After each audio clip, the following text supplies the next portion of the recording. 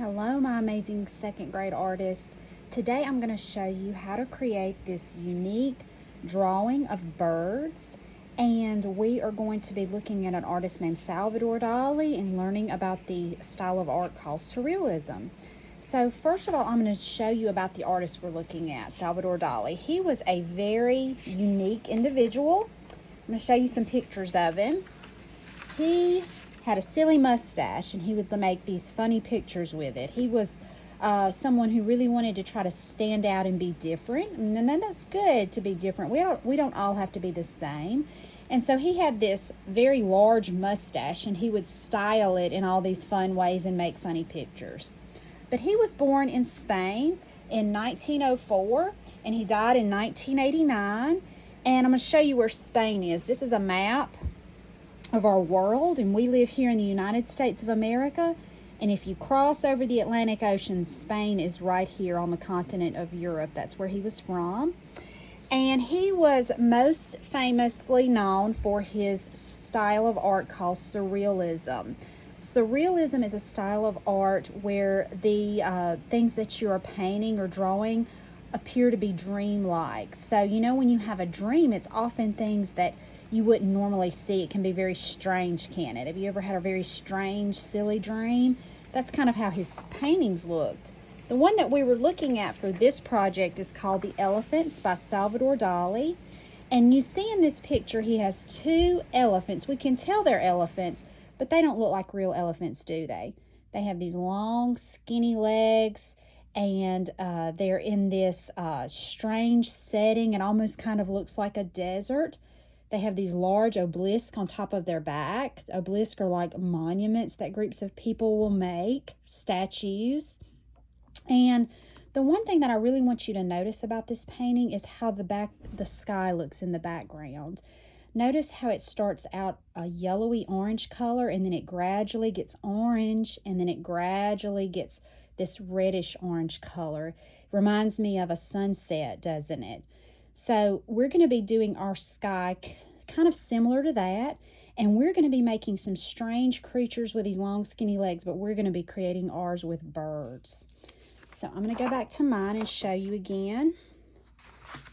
This one, I used these birds and I gave them these long skinny legs. The students in class are going to be using watercolors and a combination of markers. And when you use watercolors with markers and you don't want it to bleed, you'll have to use a Sharpie marker. So we're going to draw our birds with Sharpie marker, outline them with Sharpie, and that way when we paint our background with watercolors, it won't bleed. So the first thing I'm going to do is show you how to draw the birds, and then we'll talk about painting. So to begin with, you're going to have a long piece of paper, and you turn it vertically with a long side going up and down.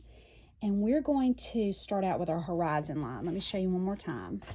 The horizon line is where the sky and the land meet, right here. See that curvy line? And so we're going to make it at the bottom, because remember in our elephants painting, it was mainly sky. You just saw a little bit of land. So come down towards the bottom of your paper and draw a line. It could be a straight line or it could be a curvy line. You decide how you want yours to be. I'm going to make sort of a straight line. And if you want to start out drawing with a pencil and go back later and outline with your marker, with your Sharpie, that'll be fine. I think I said I'm going to draw a straight line, but I drew a curvy line, didn't I? So I made mine a curvy line. You make yours however you want. Now for the birds, I'm going to start at the top. I'm making 3 birds. You can make 3 or 4 birds, however many you want. Don't make too many, because if they get too small, they'll be hard to color. But we need to start at the top because they're going to have those long, skinny legs. So I'm going to start up here, and I'm going to make the head shape of my bird.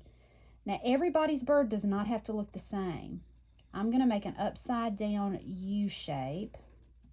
That's where his head's going to be. Remember, everybody's does not have to look the same. It's good if they're different. We don't want everybody's to look the same. We want everybody's to be individual, like Salvador Dali was an individual person. And now we're going to make a straight line that kind of comes back. I'm going to make mine slant down, but yours could go straight across. And remember how a lot of the times we can trace with our finger to see how it'll help us know where we need to draw things. So I'm going to start at the back, and I'm going to connect it to that first line I made. So I'm going to make a curved line that goes up and connects to that. And now I'm going to make the beak. So the beak's going to be a triangle shape over here. You decide how big or small you want your beak to be. I'm going to put a line in the middle. And then I'm going to make my eye. I'm going to make a big circle first. Then I'm going to make a smaller circle inside, and I'm going to color it in, but I'm just going to leave a little white dot for the reflection. And now I'm going to make his wing. You would see one wing on this side of him. So I'm going to make my wing look like this. You can do your wing however you want, but I'm going to draw a straight line back, like that. And then I'm going to give 3 curved lines. And they come up and meet with that line. And he needs some tail feathers. So I'm going to make these funny spiral lines that come out. This is a silly bird. So I'm going to go up and make a spiral. You do yours however you want. And I think I'm going to put a little circle at the end of it. And then I'm going to make one that goes down. So another spiral line. And then I'm going to make a little curvy shape in the middle. You could have straight lines, a bunch of straight curvy shapes. You do your tail feather however you want. And now it's time to make those long, skinny legs. That's what really makes this look like surrealism, because birds don't really have long, skinny legs like that. So we're going to make a straight vertical, that means up and down line, that goes all the way down into our place where the grass, the land's going to be. And then 3 little lines for the feet.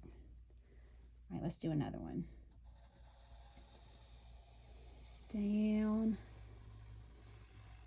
And then I'll make my 3 little lines. Okay. Now I'm going to make another bird. He's going to be facing this way, but you can do yours however you want. I'm going to make him a little smaller, and he's going to look a little different. All our birds don't have to look the same. I'm just going to make this kind of curvy shape that comes around. So I'm going to start here and go around, kind of like I'm making a C. Doesn't that kind of look like the letter C? I'm going to come from the top of the C and go around and meet that part. He's a smaller bird. And I'm going to make his beak. I think I want him to have a long, skinny beak, just to be different. And then I'm going to put a line in the middle. And then I'm going to make his eye. I'm going to do it just like I did the other one. A big circle, smaller circle, color it in and leave a little dot. And then I'm going to make some little silly shapes on the top that would be kind of like feathers. I think I'm going to make some triangles. He's got a mohawk. You do yours however you want. Be creative. Make yours different. And then I'm going to make just a little curvy shape, a little simple curvy shape. That's his feather on the side. Now it's time to make his legs. So I'm going to go straight down, make the feet, come over and make the other one. And that left me with a lot of good space for maybe one more bird. So I'm going to put one more bird, and I'm going to do him very similar to how I did the other one, except I'm going to make him face this direction also. So I'm going to make his head. I'm going to make an upside down U, like that. Then I'm going to go straight back. And then I'm going to connect those with a big curve. And a beak. You decide how big or little you want your beak to be. The eye.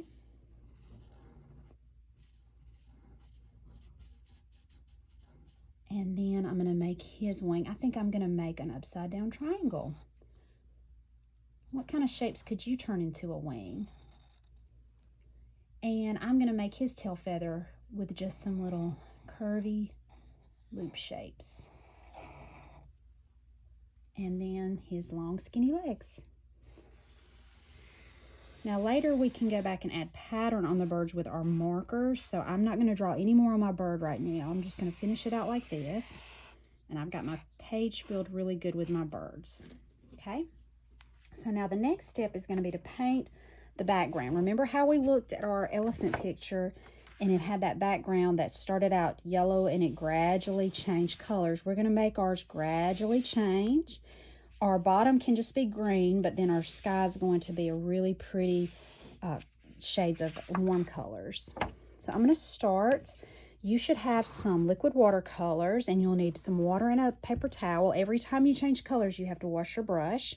I'm going to use this soft bristle brush, and I'm going to start by just painting my land. So I'm going to dip it in my green, and if you have too much on there, you need to gently just drag it on the side a little bit, and then I'm just going to come over and paint that. That is a beautiful shade of green. I love that bright green. Paint it until your brush starts running out of color. It'll start to get a little scratchy because it doesn't have much paint on it anymore, and you dip it back in and drag it on the side. I'm holding my paper still with my other hand so it doesn't move around on me. And because I used a Sharpie, I can just paint right over that. It won't bleed. Okay, now I'm going to be changing color, so it's time to wash my brush. Drag it on the bottom of your container that has the water, and then get most of the water off like this by dragging it along the side, and then you just wipe it. Try to get most of the water off because we're using liquid watercolors. We don't need to add any more water to them. I'm going to start with a purple violet color, gradually going into orange and gradually going into yellow. You could do yours the opposite of that, but your teacher will help you know it needs to be colors that mix well together. So lots of times we look at colors that are analogous. They're next to each other on the color wheel. But I'm going to start with my violet, my purple down here at the bottom. I'm just using big brush strokes. Get a little more.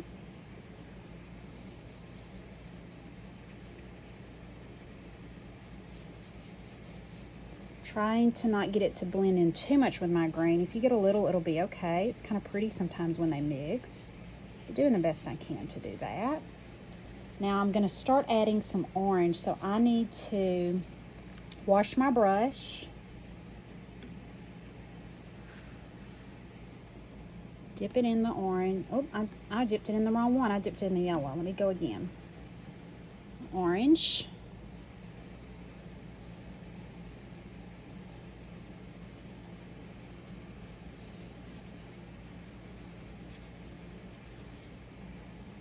Get a little more. And where they meet, you can kind of go back over and let it blend, and it'll just kind of blend there. And then the last color is going to be a yellow. So I'm going to do my brush, wash my brush again, and then I'm going to yellow. And this is the part where we start to get close to the bird. So I'm going to try to be careful and go around my birds. If you leave a little bit of white, it's okay. Kind of going back into that orange because I want them to blend.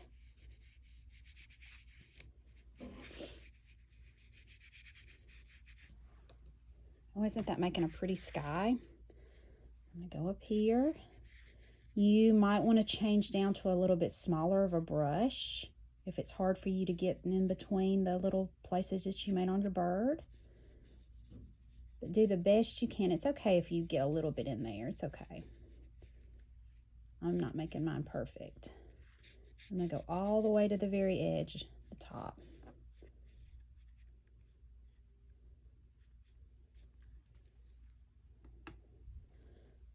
And then over here.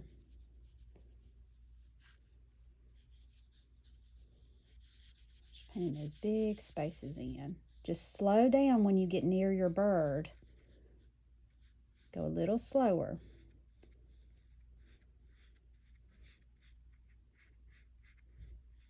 Okay. And that's the painting. So I'll put my brush back in my water, and we have this beautiful sky behind it that transitions with the colors. Now, if you don't like the way the purple and the orange go together, your teacher could put some magenta or pink, and that would look nice. Or you could have even started with a red and go into orange. So your teacher can help you decide how you want to do that. So you're going to let this dry, and then once it's dry, you'll come back the next time to class, and you're going to use markers, just regular washable markers, and I want you to go in and make some patterns on your bird. So you see here I put polka dots, and I put some stripes on the wings. Use different vibrant colors that'll really stand out on your background and make your birds very unique and different. Color them in. And then when you're finished with that, I want you to turn your paper over on the back and write a story about your birds. I want you to give them names and tell me what they're doing, and just make a very fun, creative story for me, okay? So I can't wait to see what you do. I hope your teacher will send me some pictures as you're working, and if you're a virtual learner, I hope your parents will email me some pictures of that also. Thanks, and I'll see you next time.